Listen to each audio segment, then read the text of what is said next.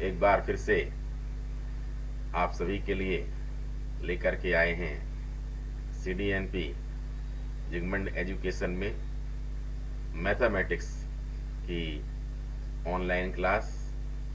और इस क्लास में हम 12th स्टैंडर्ड की स्टडी करेंगे। इसमें JEE के स्टूडेंट्स भी इसका लाभ ले सकते हैं। और जो टॉपिक पढ़ा जाना है वह वेक्टर है और इसका सब टाइटल क्या है इसके लिए चल के देखते हैं बोर्ड पर। और जैसा कि पिछले दिनों आप सभी लोगों ने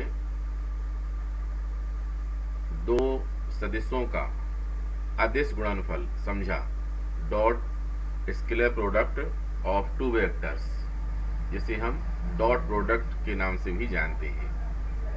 ठीक है, इसमें हम क्या करते हैं, टू वेक्टर्स लेते हैं, two vectors A vector and B vector. ठीक है, अब अगर हम इनके प्रोडक्ट से क्या निकालते हैं,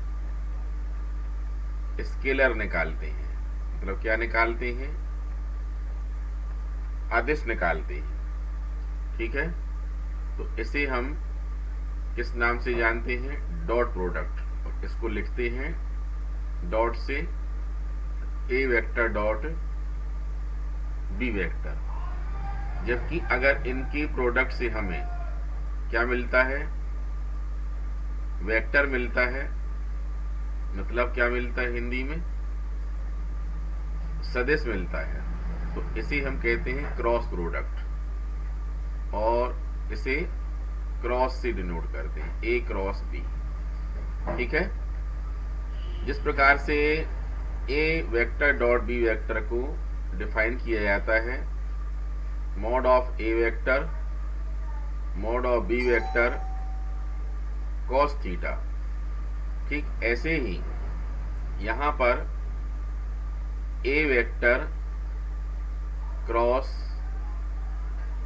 बी वेक्टर को हम डिफाइन करते हैं मॉड ऑफ ए वेक्टर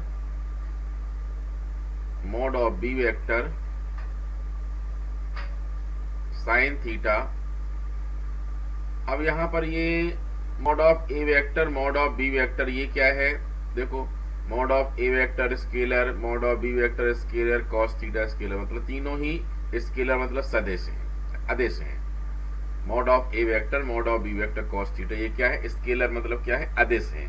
ठीक है, इनमें डायरेक्शन नहीं होता है। जबकि यहां पर और क्रॉस प्रोडक्ट लगा हुआ है और इससे हमें कौन सी क्वांटिटी मिलेगी, वेक्टर क्वांटिटी मिलेगी। इसमें कौन सी मिलना चाहिए, अदिश मिलना चाहिए, स्केलर मिलना चाहिए। तो ये पूरी अदिश ही है, लेकिन इसमें कौन सी मिलना चाहिए, सदिश, वेक्टर क्वांटिटी मिलना चाहिए।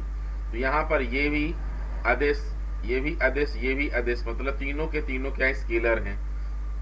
तो अभी यहाँ से हमें इसका डायरेक्शन शो नहीं हो रहा है, इसका डायरेक्शन क्या है, क्योंकि इसे क्या होना चाहिए, सदिश होना चाहिए, वेक्टर होना चाहिए। इसलिए इस डायरेक्शन को शो करने के लिए इसी के साथ में हम लिखा करते हैं एन कैप। आपको याद होगा, ये जब भी हम कैप लगाते हैं तो ये क्या है, कैप लगाना मतलब यूनिट वेक्टर के लिए, ये डायरेक्शन के लिए होता है। तो इस पूरी क्वांटिटी की डायरेक्शन को कौन बताएगा, एन कैप बताएगा। ठीक है, इस प्रकार से ये क्रॉस प्रोडक्ट को इस फॉर्म में डिफाइन किया जाता है। इस बात को हमने डायग्राम में आप लोगों को बेहतर ढंग से दिखाया है। ये देखिए, यहाँ पर ये एक्स एक्सिस है और ये हमने ले लिया मान लो वाई एक्सिस और ये ले लिया जेड। ठीक है, और ये है ओरिजिन। ठीक है, ये पॉइंट ए और यहाँ पॉइंट क्या है बी। तो ये जो ओ ए वेक्टर दिख रहा है इसे हमने क्या बोल दिया, ये है ए वेक्टर। और ओ बी वेक्टर जो दिख रहा है इसे हमने क्या बोल दिया, बोलो, बी वेक्टर। और इनके बीच का जो एंगल है वो एंगल हमने क्या ले लिया, थीटा। ठीक है, क्या ले लिया, थीटा। अब यहां पर जब हम ए क्रॉस बी करेंगे, A vector cross B vector करेंगे, तो इसका डायरेक्शन मतलब जो एन कैप लिखा हुआ है ये कहां होगा, ए के साइड होगा, बी के साइड होगा, या ऐसे ही होगा, या कहीं और होगा। तो इसके लिए क्या रूल है और रूल क्यों है, ये दोनों बातें हम बताएंगे। इसके लिए रूल है कि अगर ए वेक्टर क्रॉस बी वेक्टर किया हमने, मतलब ए से बी में जाते हैं, ए क्रॉस बी करते हैं, इसका डायरेक्शन कहां होता है, ऊपर की तरफ होता है। मतलब जो एक्स वाई प्लेन बनेगा, ये प्लेन हमने इसलिए बनाया है, यहाँ पर एक्स वाई जो प्लेन बनेगा, इस प्लेन के सीधे परपेंडिकुलर होगा ये, ठीक है। और अगर हमने क्या ले लिया, B vector cross A vector ले लिया, तो ऐसी स्थिति में ये वैल्यू तो यहां पर यही आएगी, ये mod of A vector mod of B vector और साइन थीटा। अब यहां पर क्या होगा, इसका डायरेक्शन बदल जाएगा। सपोज कर लो इस वाले डायग्राम में हमारा जो एन कैप है, वो एन कैप रियल में क्या होगा, अपने इस डायग्राम के हिसाब से ये होगा के कैप होगा, क्योंकि जेड एक्सिस का डायरेक्शन क्या होता है, वो होता है रियल में के कैप होता है, ठीक है। तो यहाँ पर एन कैप का रोल क्या होगा, के कैप के फॉर्म में होगा। लेकिन अगर हमने B vector cross A vector लिया तो वो माइनस एन कैप आएगा, या यहाँ यूं कहा जाए कि ये माइनस के कैप हो जाएगा। और माइनस के कैप का मतलब समझते हैं आप लोग, माइनस के कैप का मतलब है कि opposite side of Z axis, मतलब जेड अक्ष का विपरीत दिशा। ये देखो यहां से हमें कहा जाना पड़ेगा, नीचे तरफ जाना पड़ेगा।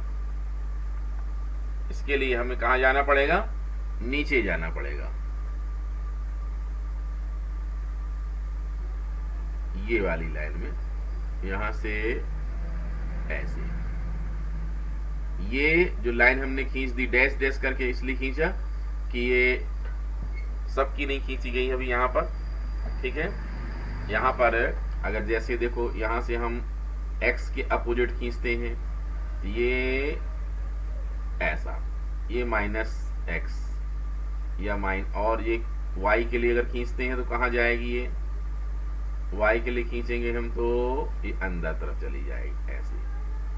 ये समझ रहे हैं, मतलब इस हिसाब से क्या हुआ, इस हिसाब से ये कहलाएगा रियल में माइनस के कैप, ये क्या कहलाएगा, माइनस के कैप। अगर हमने इसको कहा है आई कैप, तो ये वाला क्या होगा, माइनस आई कैप होगा। अगर ये वाला क्या है, जे कैप है, तो ये वाला क्या होगा, माइनस जे कैप।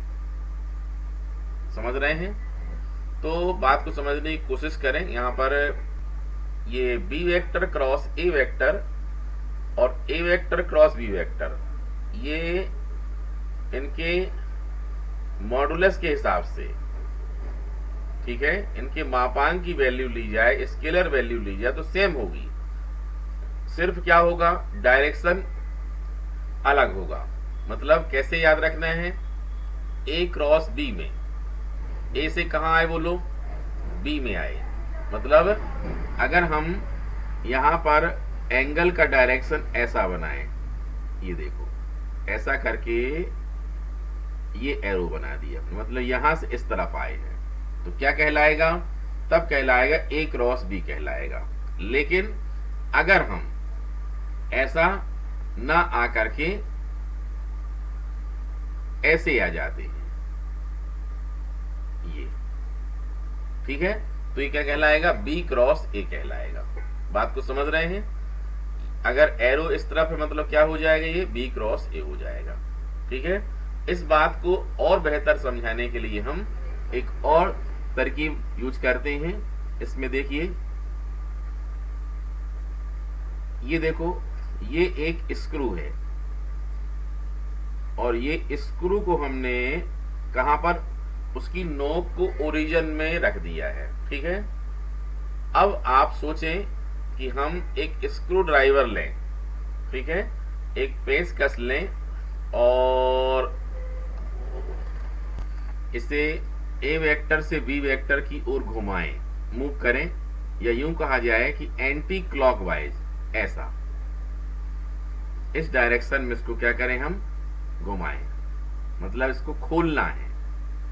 ठीक है, समझ रहे हैं बात को? इस प्रकार से ऐसे ऐसे जैसे घड़ी की सुई चलती है उसके अपोजिट, ऐसा करेंगे। आप लोग अपने हाथ से करके देखो, एक स्क्रू ड्राइवर भी ले सकते हैं और दाहिने हाथ में लेकर के किसी भी स्क्रू को खोलने की कोशिश करिए। तो खोलेंगे तो कैसा हाथ घूमेगा अपना, एंटी क्लॉकवाइज, वामावर्त। ठीक है, घड़ी की सुइयों की विपरीत दिशा में घूमेगा ये। ठीक है, मतलब इस प्रकार जैसे हमने ये एरो बनाया है ये, और एरो का मतलब क्या है, ए से बी की तरफ आना है। और ए से बी की तरफ आना है तो क्या होगा, जब घुमाएंगे स्क्रू क्या हो, खुलेगा, और खुलेगा तो कहां जाएगा, ऊपर की तरफ जाएगा। खुलने में कहा जाएगा, ऊपर की तरफ। जहां पर स्क्रू जाता है, जो डायरेक्शन स्क्रू का होता है, वही डायरेक्शन वास्तव में किसका कहलाता है, ए वेक्टर क्रॉस बी वेक्टर का कहलाता है। ए वेक्टर क्रॉस बी वेक्टर। ठीक है, या यूं कहा जाए यही एन कैप भी है। अपने वाले इस वाले फार्मूले में जो एन कैप लिखा हुआ है वही एन कैप है इसमें, समझ रहे हैं? जबकि अगर हम क्या करें, इसको एंटी क्लॉकवाइज ना घुमाकर, वामावर्त ना घुमा करके कैसा घुमाने लग जाएं, दक्षिणावर्त घुमाने लग जाएं, तो ऐसा करने से क्या होगा, यह स्क्रू टाइट होने लग जाएगा। जैसे हम लेके बताते हैं, ये देखिए, बोलने का मतलब ऐसा है, जैसे मान लो उसको हम कैसा घुमाने लग जाएं, इस टाइप से घुमाने लग जाएं, ऐसा ऐसा, जैसे घड़ी चलती है इस डायरेक्शन। अभी हमने ऐसा घुमाया था, ये अभी हमारे मूव कराने का क्या था सिस्टम, ऐसे ऐसे घुमा रहे थे, ऐसा। ठीक है, अब कैसे घुमाना है, ऐसा ऐसा। ठीक है, तो जब ऐसा घुमाएंगे तो स्क्रू क्या हो, कसने लग जाएगा, स्क्रू टाइट होगा, और टाइट होगा तो कहां जाएगा, अंदर की ओर जाएगा, जाएगा इस ये माइनस के कैप की डायरेक्शन में जाएगा। ठीक है, इस प्रकार से अगर हम अपोजिट डायरेक्शन में जाते हैं तो हमें क्या मिलेगा, ऐसी स्थिति में हमको मिलता है B vector cross A vector. ये लो, मतलब ऊपर तरफ क्या होगा, A vector cross B vector होगा, और नीचे तरफ क्या होगा, B vector cross A vector होगा। ठीक है, इस प्रकार से ये वेक्टर प्रोडक्ट में, मतलब सदिश गुणनफल में, हम बहुत ही इंपॉर्टेंट बात समझते हैं। और अगर ये कॉन्सेप्ट आपका क्लियर नहीं है तो पूरी बात अच्छे से समझ में नहीं आएगी, और आगे वाले क्वेश्चन बेहतर ढंग से पूरी आपसे नहीं बन पाएंगे वो। ठीक है, अगर बेहतर कॉन्सेप्ट बनाना है और हर क्वेश्चन चाहते हैं कि बने, तो उसके लिए ये कॉन्सेप्ट जो हमने बताया इसको बहुत अच्छे ढंग से देखें और समझें। ठीक है, ए वेक्टर और बी वेक्टर के बीच का कोण कितना है, थीटा है। बस इतना ध्यान रखना है कि अगर हम ए वेक्टर से बी वेक्टर की तरफ जाते हैं तो क्या होगा, उसका डायरेक्शन ऊपर की तरफ होगा।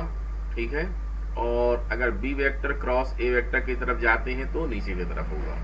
अगर कंफ्यूजन हो जाता है तो इस स्क्रू के द्वारा आप लोग इसको क्लियर कर सकते हैं। ठीक है, स्क्रू को घुमाएं जैसा जा रहे हैं, ए से बी ले रहे हैं तो ए से बी की तरफ स्क्रू घुमा दें। यहाँ देखो, अपना यहाँ पेन रखें और ऐसा चलना शुरू कर दें, ऐसा। अब ऐसा जाने का मतलब क्या है, स्क्रू खुल रहा है, मतलब कहाँ जाएगा, ऊपर जाएगा। और बी से ए में आएंगे तो क्या होगा, ऐसे जा रहे हैं, मतलब स्क्रू क्या हो रहा, कस रहा, मतलब कहाँ जाएगा, नीचे की तरफ जाएगा, मतलब क्या हो जाएगा, वो B vector cross A vector हो जाएगा। ठीक है, क्लियर है? अब इसको और आगे चलते हैं लेकर के।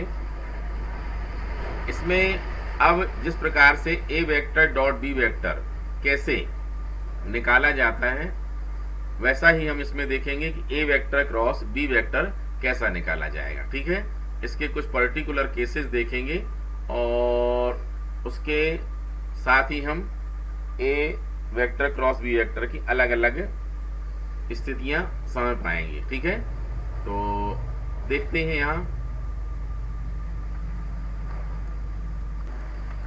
इसकी फर्स्ट पोजीशन हम ले लेते हैं थीटा इज इक्वल टू 0।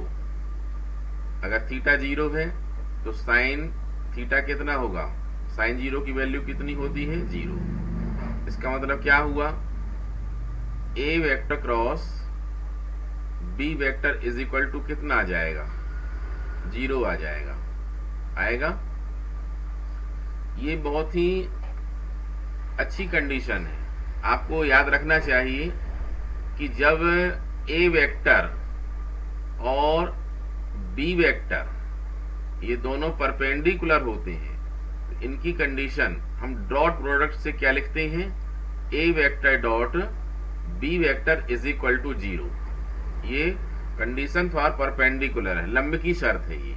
ठीक है, उसमें हमने कहा था डॉट प्रोडक्ट में कि समानांतर के लिए उसका यूज उतने अच्छे से नहीं कर सकते हैं। यहाँ देखिए पैरेलल के लिए हम किसका प्रयोग करेंगे, A vector cross B vector is equal to 0, क्योंकि एंगल कितना है, 0। 0 एंगल कब रहता है, जब एक वेक्टर ऐसा हो और दूसरा उसी के ऊपर हो।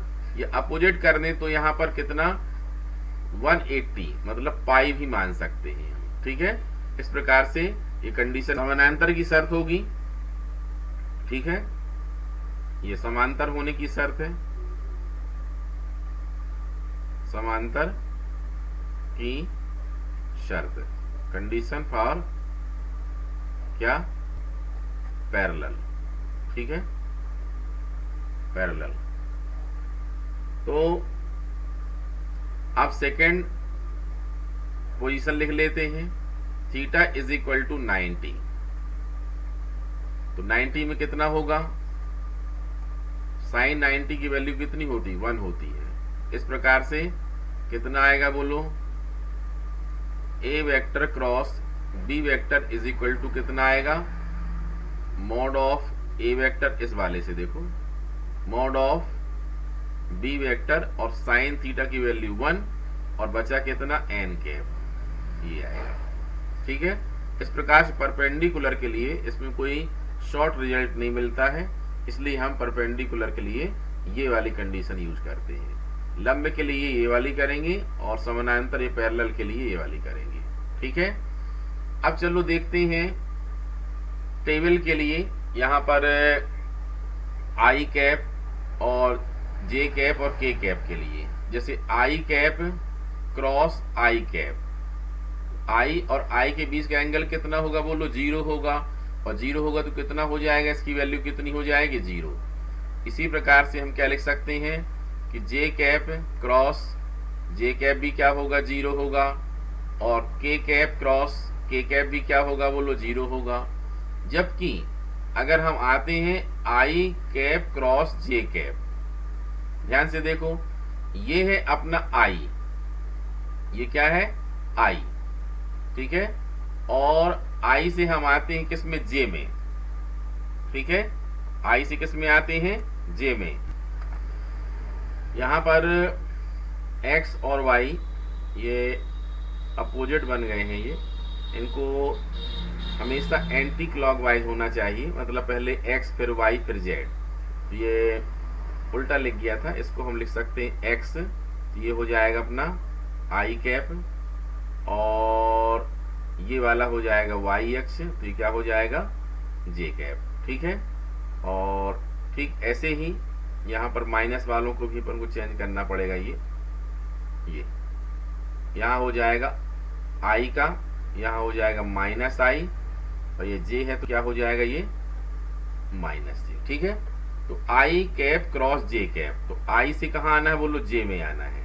तो आई से जे में आएंगे तो ऐसा घूमना है, मतलब ऊपर जाएगा।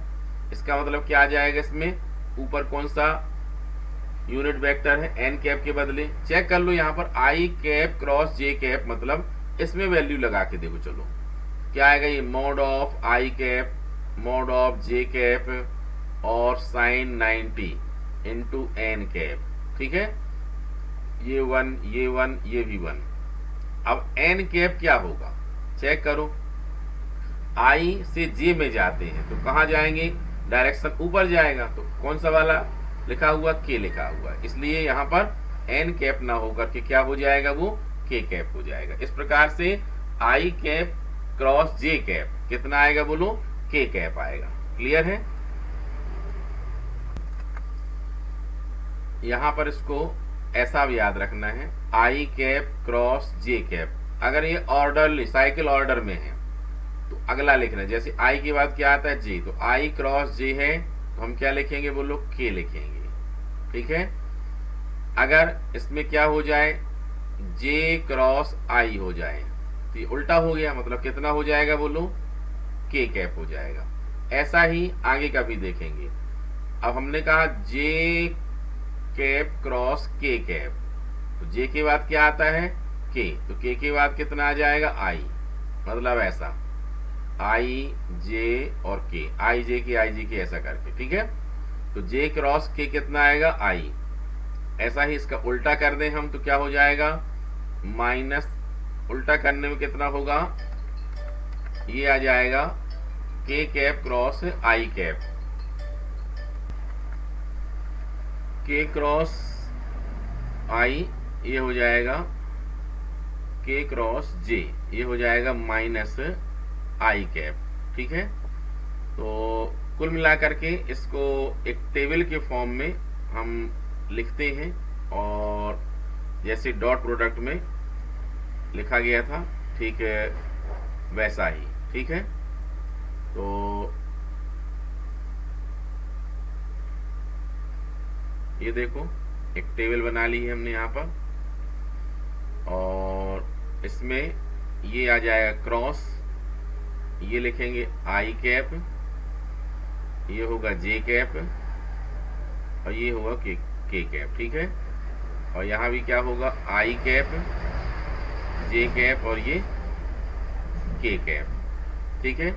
तो आई क्रॉस आई 0, जे क्रॉस जे 0, के क्रॉस के कितना 0। अब देखना है क्रम से चलेगा, अगर आई के बाद जे कितना आएगा, बोलो के कैप। ठीक है? अब आई के बाद के तो नहीं आता है। ठीक है? आई के बाद के, तो आई क्रॉस के में कितना आ जाएगा, माइनस जे।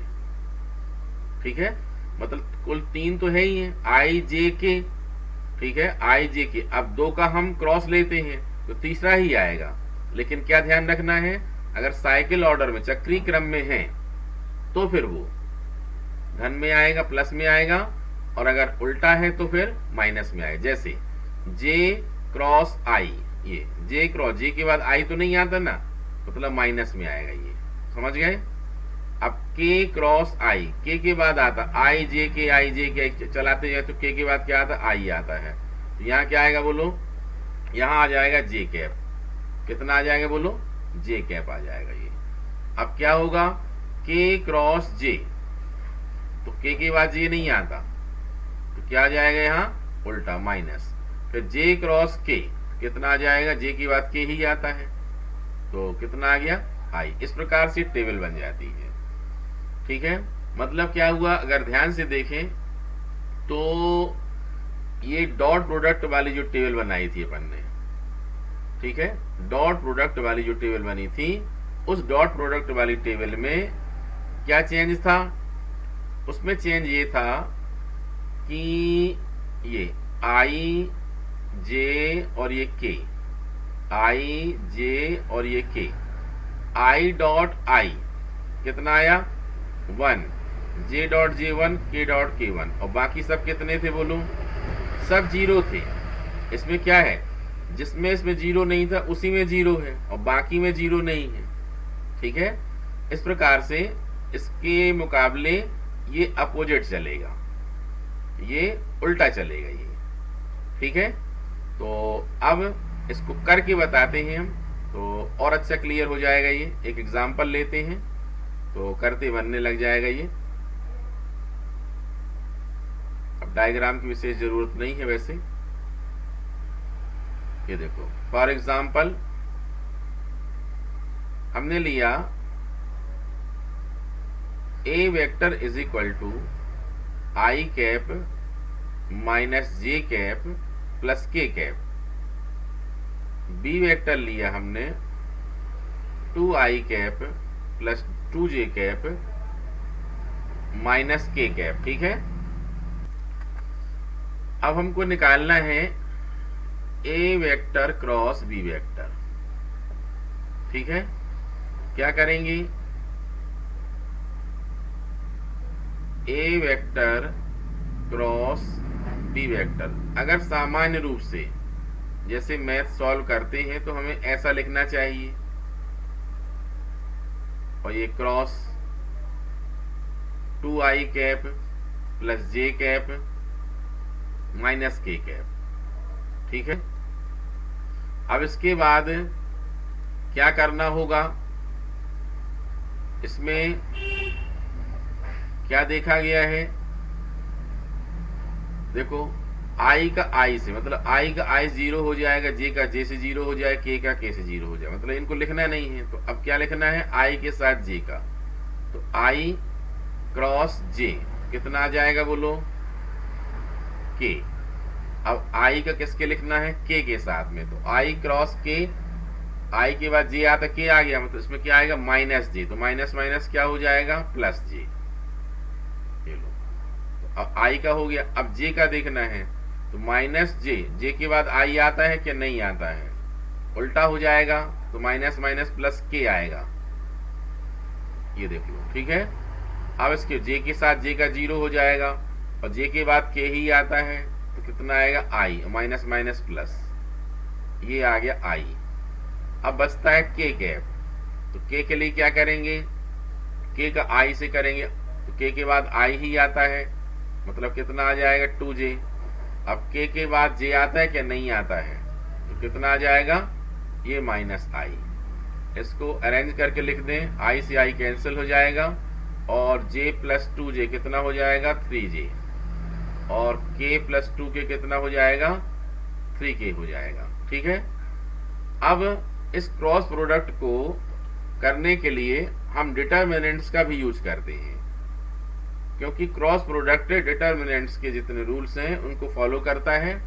ये देखिए, इनको कैसे निकाला जाएगा, निकाल के बताते हैं, और आप लोगों को ऐसा ही करना है जो अब बतला रहे हैं। ये हमने सिर्फ बेसिक के लिए बताया है कि आपको पता हो कि ऐसा क्यों नहीं कर रहे, ऐसा भी कर सकते हैं, मतलब इसलिए बताया है। ये देखो क्या लिखना है, i j और k, ये लिखना है सारणिक में, ठीक है। ये डिटर्मिनेंट्स है, ठीक है, ये सारणिक में लिखना है। अब क्या करना है, तो i और j k के गुणांक कितने हैं, यहाँ 1 माइनस 1 और 1, यहाँ क्या लिखेंगे 1 माइनस 1 और ये लिखा 1, ठीक है। अब यहाँ क्या लिखेंगे, इसमें i j के गुणांक कोफिशिएंट कितने हैं 2 1 माइनस 1, ये आएगा 2 1 माइनस 1, ठीक है। अब इनको खोलना कैसे है, आसान तरीका है खोलने का, ये देखिए हम फिर से लिख देते हैं। यहाँ पर सबसे पहले क्या करें, सबसे पहले i और ये ब्रैकेट, ठीक है, और j और ये ब्रैकेट, ठीक है, और k और ये ब्रैकेट, ठीक है। फर्स्ट वाला प्लस का होगा, सेकंड वाला माइनस का, और थर्ड वाला फिर से प्लस का, ठीक है। अब क्या करना है, जैसे i लिया हमने, तो क्या करो, मन में i के ऊपर ऐसा प्लस का साइन, सही में नहीं, मन में सोच करके, ऐसे मन में सोच करके, जैसे हमने क्या किया हो, एक प्लस का साइन बना दिया हो, ये ऐसा, ये खींचा हमने, और ऐसा करने से क्या हो गया, ये पूरी लाइनें ढक गई। अब जो दिखता है उनका क्रॉस मल्टीप्लीकेशन, मतलब -1 का -1 से कितना आ जाएगा बोलो, -1 का -1 से कितना आएगा 1 आ जाएगा, ये आया 1, और फिर क्या लगाना है माइनस का साइन, फिर 1 का 1 से करेंगे कितना आएगा 1 आ जाएगा, समझ गए। अभी और समझो, अब बारी किसकी आई, जे की जैसी आई, तो यही प्लस का साइन कहाँ बनाना है, जे के ऊपर बना देना है ऐसा, तो क्या हो जाए, ये ढक जाएगा और ये ढक जाएगा, होगा। तो बचेगा क्या, ये 1 2 बचेगा, और यहाँ 1 -1 बचेगा। तो अब फिर से क्रॉस करो, -1 का 1 के साथ कितना आएगा बोलो -1 आया, फिर माइनस का साइन लगाएंगे, ठीक है। ये बज्रगुणन विधि होती है ना, क्रॉस मल्टीप्लीकेशन, वैसा ही करना है। 1 का -1 से करेंगे, -1 आया। अब इसके बाद क्या करना, माइनस लगा करके 2 × 1, तो कितना आ जाएगा बोलो 2। अब लास्ट में क्या करना, के के लिए के ऊपर प्लस का साइन बना दो। 1 का 1 से करें कितना आएगा बोलो 1, और फिर माइनस का साइन लगाएंगे। 2 का -1 से करें कितना आएगा बोलो -2 आए, तो माइनस माइनस कितना हो गया प्लस। अब हिसाब लगा लो, ये 1 - 1 0 हो जाएगा। यहाँ कितना हुआ बोलो -1 - 2 कितना हुआ -3 हुआ, तो माइनस माइनस क्या हो जाएगा प्लस हो जाएगा, तो कितना आ जाएगा बोलो 3j प्लस 1 + 2 कितना हुआ 3k। ये देख लो, पहले कितना आया था उतना ही आया था, अभी भी कितना आया उतना ही आया है, ठीक है। इस प्रकार से क्रॉस प्रोडक्ट हम आसानी से कर सकते हैं, बशर्ते कि ये डिटर्मिनेंट्स खोलते आप लोगों से अच्छे से बने। इसकी प्रैक्टिस कर सकते हैं और सब लोगों से बनने लगेगा। अब इसमें कुछ बातें और लेते हैं, ठीक है। इसके लिए एक्सरसाइज 13C, ठीक है, 13C। इसमें आप लोगों को एक्सरसाइज में 1 से लेकर के कितने 7 तक क्वेश्चन ट्राई करने हैं, और इसी में एग्जाम्पल 1 से लेकर के 3 तक। ज़्यादा होमवर्क हमने दिया नहीं है, इतना करें, क्योंकि अभी टॉपिक और बड़ा है, इसमें और भी बातें बतानी पड़ेंगी, वो हम नेक्स्ट वीडियो में बताएंगे। तब तक आप लोग इसका अच्छे से अभ्यास करें। उम्मीद है मैथ्स की यह क्लास आप लोगों को बहुत ही यूज़फुल थी, और इसमें आपने मैथ्स के फार्मूले प्रॉब्लम्स देखे, और अब इनकी अच्छे से प्रैक्टिस करिए, क्योंकि मैथ्स में जितनी प्रैक्टिस की जाए उतनी ही कम है। अगर आप चाहते हैं स्कोर 100 में 100 चाहिए, तो फिर तब तक रेस्ट नहीं लेना है जब तक आप एग्ज़ाम फेस करके हॉल के बाहर ना आ जाएं, ठीक है। तो शुरू करें अभी से ही। आज के लिए इतना ही, कल एक बार फिर से नए टॉपिक के साथ मिलेंगे। Take care.